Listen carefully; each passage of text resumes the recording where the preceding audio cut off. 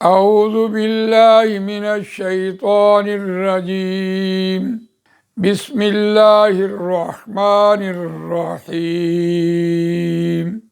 ان الذین یشترون بعہد اللہ وایمانہم ثمنا قلیلا اولئک لا خلاق لهم فی الآخرۃ ولا يكلمهم الله ولا ينظر إليهم يوم القيامة ولا يزكيهم ولهم عذاب أليم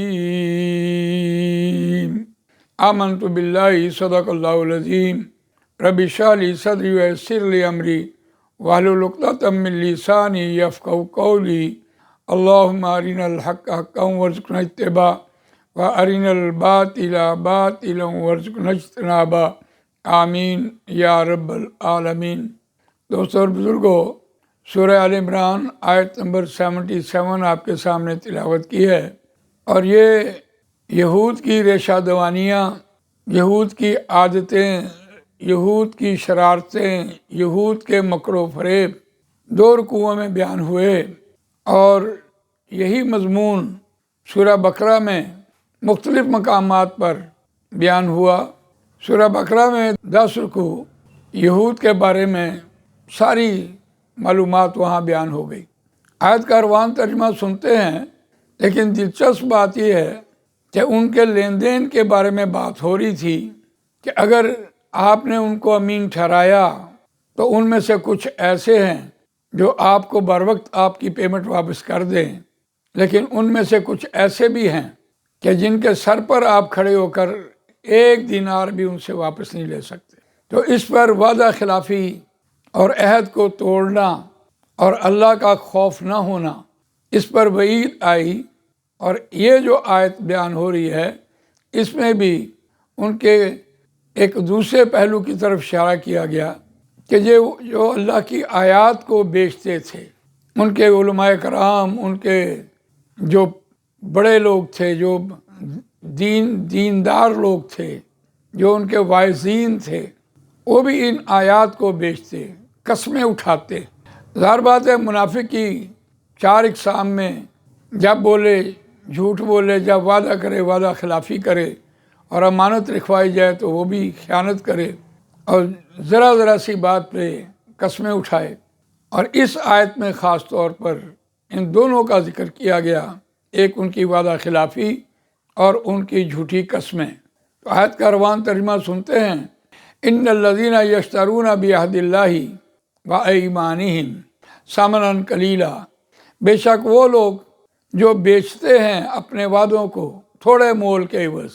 اپنے وعدے کو بیچنے سے مراد وعدہ کیا ہے اور وعدہ خلافی کر لی اور اس پر قسم اٹھا لی، اور چند ٹکوں کے عوض انہوں نے اپنی قسم کو ڈھال بنا لیا۔ تو سزا سنائی جا رہی تھی، اولئک لا خلاق لہم فی الآخرہ، اور ان کا آخرت میں کوئی حصہ نہیں ہے۔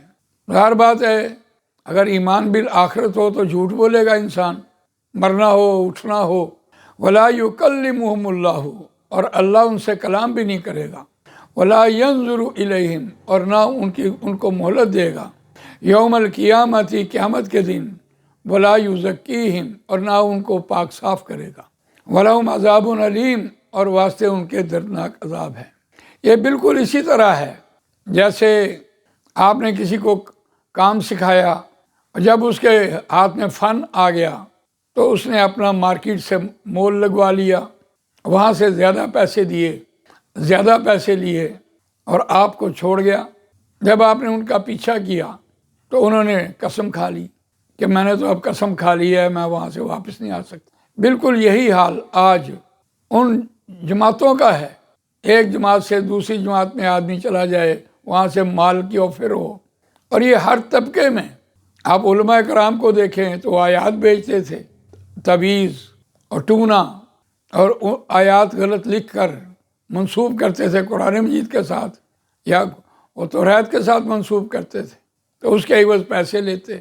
یعنی ہر طبقے میں یہ وعدہ خلافی اور جھوٹی قسمیں اٹھانا اور قسموں کو ڈھال بنانا، یہ اس وقت سے بات چلی ہے اور تا دم قیامت اسی طرح رہے گا۔ یہ تو نبی اکرم صلی اللہ علیہ وسلم کی مہربانی، اللہ کی مہربانی، جنہوں نے ہمارے لیے رسول بھیجے اور یہ تعلیمات ہمیں دیں تاکہ ہم دیندار ہو جائیں، اللہ والے ہو جائیں اور کسی کو دھوکہ نہ دیں۔ قرآن مجید نے اس مضمون کو سورہ بقرہ میں 2 جگہ پہ بیان کیا۔ سورہ بقرہ میں آیت نمبر 100، اَوَكُلَّمَا عَاهَدُوا عَهْدًا نَبَذَهُ فَرِيقٌ مِّنْهُمْ بَلْ أَكْثَرُهُمْ لَا يُؤْمِنُونَ۔ کیا جب کبھی ان سے کوئی وعدہ لیا گیا تو انہوں نے وعدہ خلافی کی، وعدے کو پھینک دیا ان میں سے ایک گروہ نے، بلکہ اکثریت ان کی ایمان نہیں رکھتی۔ قرآن مجید نے یہ بات سورہ بقرہ میں بھی کہہ دی تھی، اور ایک دوسرے مقام پر سورہ بقرہ آیت نمبر 174، ان الذین یکتمون ما انزل اللہ من الکتاب ویشترون بہ ثمنا قلیلا اولئک ما یأکلون فی بطونہم الا النار ولا یکلمہم اللہ یوم القیامۃ ولا یزکیہم ولہم عذاب علیم۔ اور بے شک وہ لوگ جو چھپاتے ہیں جو اللہ تعالیٰ نے قرآن مجید میں نازل کیا، وَيَشْتَرُونَ بِهِ ثَمَنًا قَلِيلًا، اور وہ اس کو بیچتے ہیں تھوڑے مول کے عوض، أُولَئِكَ مَا يَأْكُلُونَ فِي بُطُونِهِمْ إِلَّا النَّارَ، وہی لوگ ہیں جو کھاتے ہیں اپنے پیٹوں میں سوائے آگ کے اور کچھ نہیں۔ وَلَا يُكَلِّمُهُمُ اللَّهُ يَوْمَ الْقِيَامَةِ، اور نہیں اللہ کلام کرے گا ان سے قیامت کے دن، وَلَا يُزَكِّيهِمْ، اور نہ ان کو پاک کرے گا، وَلَهُمْ عَذَابٌ عَلِيمٌ، اور واسطے ان کے دردناک عذاب ہے۔ اور یہی مضمون مکمل ہوتا ہے اولئک الذین اشتروا الضلالۃ بالہدیٰ والعذاب بالمغفرۃ، وہی لوگ ہیں جنہوں نے خریدی ضلالت بدلے ہدایت کے، والعذاب، اور عذاب کو مغفرت کے بدلے خریدا، بخشش کے بدلے عذاب کو خریدا۔ فما اصبرہم علی النار، بس کتنی ڈٹائی والے ہیں آگ پر۔ ذالک بأن اللہ نزل الکتاب بالحق وَإِنَّ الَّذِينَ اخْتَلَفُوا فِي الْكِتَابِ لَفِي شِقَاقٍ بَعِيدٍ، یہ گویا اس لیے کہ اللہ نے نازل کیا کتاب میں حق بات، وَإِنَّ الَّذِينَ اخْتَلَفُوا فِي الْكِتَابِ، اور بے شک انہوں نے کتاب میں اختلاف کیا، لَفِي شِقَاقٍ بَعِيدٍ، اور البتہ وہ ضد کی وجہ سے دور کی گمراہی میں ہیں۔ تو اس اعتبار سے دیکھیے کہ آیات کا بیچنا اور ان کو اپنی قسموں کو ڈھال بنا لینا، یہ یہود کا وتیرہ تھا، جو آج امت مسلمہ میں بھی اسی طرح نظر آتا ہے۔ قرآن مجید تا دم قیامت زندہ کتاب ہے۔ اللہ تعالیٰ مجھے آپ کو قرآن مجید پڑھنے، سمجھنے، اس پر عمل کرنے، اس کو دوسروں تک پہنچانے کی توفیق عنایت فرمائے۔ سبحانک اللہم و بحمدک، نشہد ان لا الہ الا انت، نستغفرک و نتوب الیک۔